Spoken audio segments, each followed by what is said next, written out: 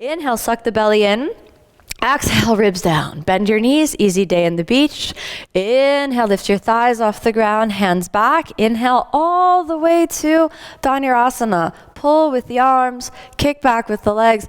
Exhale, over to the right side. Now, stack the knees on top of each other, keep the feet together, reach back so you continue that same reach that's Dhanurasana. Gaze the tip of the nose, try to place your rib cage, the right rib cage on the ground, try to soften the butt muscles, keep the knees close together, activate the inner thighs, reach the rib cage up and forward, elongate the body, don't collapse the body. Elongate the body, keeping the head tracking in alignment with the spine, gazing at the nose tip, soften.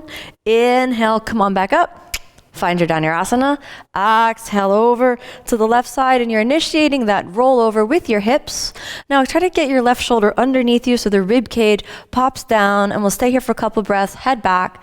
Really feel that movement through. Now we're stretching more the right side of the psoas and the iliopsoas, and we're moving the left shoulder, soften the butt muscles, gaze the tip of the nose.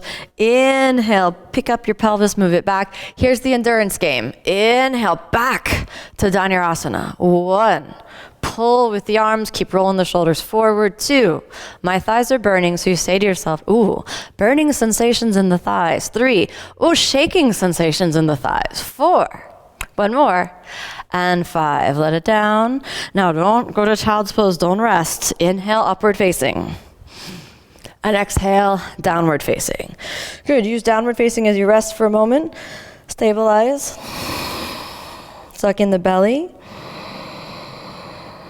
And exhale, look forward. Okay, let's walk your feet forward to your knees. You could also take a hop forward, but for today, we'll just take it a little easy. We're gonna move on to Ustrasana position.